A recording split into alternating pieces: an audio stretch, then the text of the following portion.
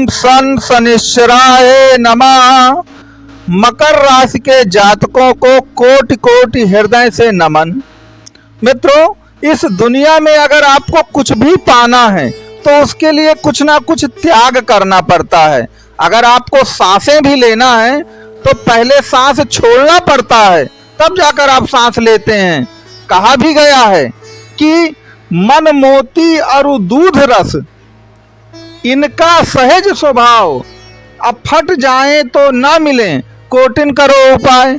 कहने का तात्पर्य है कि अगर मन और मोती टूट जाए ना एक बार, तो याद रखिए ये जुड़ते नहीं हैं। चाहे आप कोटिन उपाय कर लें, करोड़ों उपाय करें, बड़ी दिक्कत है। और आपकी सन की 7.5 में मन तन धन सब कुछ तो टूट चुका है। तो अब अगर हमको पुराने वैभव को प्राप्त करना है, सब कुछ रीगेन करना है, तो आप जानते हैं कि कहने को कोई कुछ भी कहे, ये इतनी आसानी से नहीं मिलता है। सन की 7.5 के कुछ उतरती 7.5 के कुछ दिन बाकी हैं और यह सब कुछ रीगेन करने का समय है। लेकिन क्या ये सब कुछ ऐसे मिल जाएगा? याद रखिए मैंने क्या कहा कि मन और मोती टूट जाए तो चाहे कोटिन करें उपाय, जल्दी टूटता हुआ चीज, बिखरता हुआ चीज मन और मोती जुड़ता नहीं है। तो यदि हमको इसको जोड़ना है तो इसके लिए क्या करना पड़ेगा? तो आज मैं 3 अमृत सूत्र आपको दे रहा हूं और मेरा दावा है कि अगर आप इन तीनों को कर लेंगे ना, तो याद रखिएगा कि ये 3 सावधानी ही आपको जीवन में चमत्कार लाएंगी और दुनिया आपको नमस्कार करेगी। तो बिना किसी देरी लगाए अपने इस प्रथम सूत्र को शुरू करते हैं। तो सबसे पहले आपको क्या करना है? देखिए, मानव का ये स्वभाव होता है कि जब वह बहुत बुरी स्थितियों में होता है ना, तो दुनिया की कसमें खाता है और कहता है कि मैं ऐसी गलती दोबारा नहीं करूंगा। हे ईश्वर, हे भगवान, मुझको आप एक बार इस मुसीबत से निकाल बस लीजिए। मैं जीवन में कभी ऐसी कोई बुराई नहीं करूंगा, कोई ऐसा काम नहीं करूंगा, सब कुछ गलत काम छोड़ दूंगा, या जो गलतियां मुझसे जाने अनजाने हुई हैं उसको नहीं दोहराऊंगा। लेकिन आपको मालूम है, जैसे ही समय परिस्थिति अच्छी हो जाती है इंसान सब कुछ भूलने लगता है। तो जब सन की 7.5 आई तो आपने कुछ गलतियां की हैं। मैं उन गलतियों को दोहरा रहा हूं आपके सामने। आपको उन गलतियों को जीवन में आगे नहीं दोहराना है, और यदि आपने आगे दोहराया तो फिर चमत्कार का नमस्कार नहीं होने पाएगा। तो आपने पहली गलती क्या की थी? आपने देखा कि पहले गलती आपने ये की कि अगर आपने सन की 7.5 में किसी को पैसा उधार दे दिया है तो याद रखिए वो लटक गया है, वो मिला नहीं है। तो अब उतरती हुई 7.5 में आपको ये गलती बिल्कुल नहीं करना है कि आप फिर वही गलती कर दें। कोई मीठे मीठे 4 वचन बोल दे, थोड़ी सी खुशामद कर दे, आपकी चाटुकारिता कर दे और आप फिर बिल्कुल वो हो जाएं और फिर उसको दे दें। अगर आपने ये गलती की तो याद रखिए ये कुंडली की गलती नहीं होगी, ये आपकी स्वयं मानवीय गलती मानी जाएगी। ठीक है, पहली बात तो ये करना है। दूसरा आपको क्या करना है कि जब 7.5 थी तब क्या हुआ आपके साथ?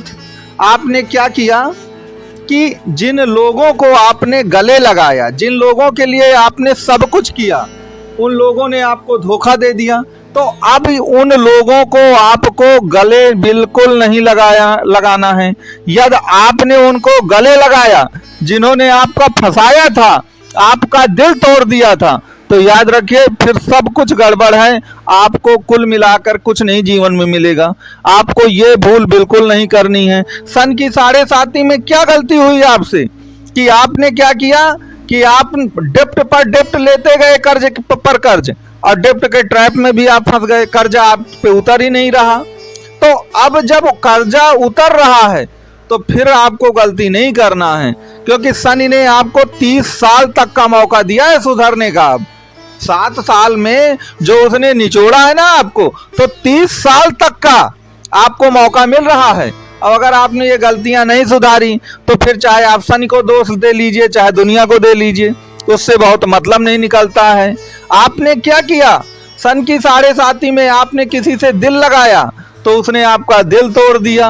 सन की 7.5 में आपने दिल लगाया, लेकिन क्या हुआ, मामला आपका अदालत में चला गया, मामला डाइवोर्स पर चला गया। पिछले 7 साल से मारे मारे आप लोग, चाहे महिला हो या पुरुष, भाग रहे हैं। तो यह गलती आपको बिल्कुल नहीं करना है, बिल्कुल रीजनेबल बनना है, नंबर 1। नंबर 2 पर आप ये देखिए कि एक सावधानी, दूसरे नंबर की सावधानी ये बरतिए कि आपकी कुंडली में आखिरकार शनि बैठे कहाँ हैं, ये ध्यान दीजिएगा। और जहां पर शनि बैठे हैं तो शनि सेवक हैं, शनि निष्ठावान व्यक्ति हैं।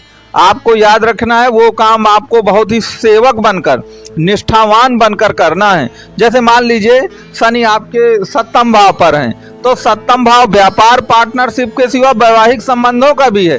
तो यहाँ पर एज ए सेवक, एज ए निष्ठावान प्राणी बन के काम करिए। अगर आपने यहाँ पर होशियारी दिखाने की कोशिश की तो याद रखिए फिर शनि आपको कहीं का नहीं छोड़ेंगे।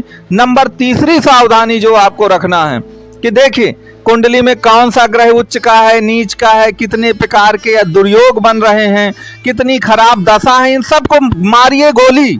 ये देखिए कि आपकी कुंडली में योगकारी ग्रह शुक्र है और केवल आप शुक्र को पकड़िए। आपने देखा होगा समाज में कुछ लोग 2 कौड़ी के होते हैं, गए गुजरे होते हैं, उनको कुछ नहीं आता जाता, लेकिन एक किसी चीज में वो बहुत पारंगत होते हैं और वह केवल अपना 24 घंटा उसी में देते हैं और कितना नाम कमाते हैं।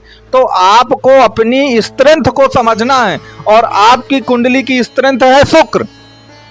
तो याद रखिए जहां भी शुक्र बैठा हुआ है, अब देखिए हर किसी की कुंडली में शुक्र अलग अलग बैठा होगा, समझिएगा शुक्र कहां पर बैठा है, उससे संबंधित चीजों को आपको मजबूत करना है। जैसे शुक्र आपकी कुंडली में 5वें भाव का और 10वें भाव का स्वामी होता है। उदाहरण के लिए मान लें कि आपका जो शुक्र है वो बैठा हुआ है आपके 4th भाव पर बैठा हुआ है।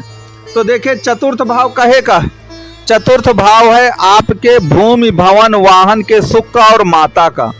आपको केवल शुक्र का उपयोग इस ढंग से करना है कि 24 घंटे उन्हीं चीजों के बारे में सोचिए जहां शुक्र बैठा और उसी काम को करिए। तो याद रखिए आपको लाभ जरूर होगा। मान लीजिए शुक्र आपके 3रे भाव पर बैठा है तो छोटी मोटी यात्राएं हमेशा करिए, अपने साहस को बना के रखिए।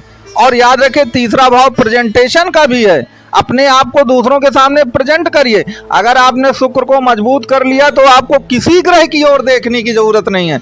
अब आप कमेंट बॉक्स में लिख करके बताइएगा कि आपकी कुंडली में शुक्र बैठा कहाँ है, तो उससे संबंधित जो रेमेडीज होगी वो मैं आपको बताऊंगा।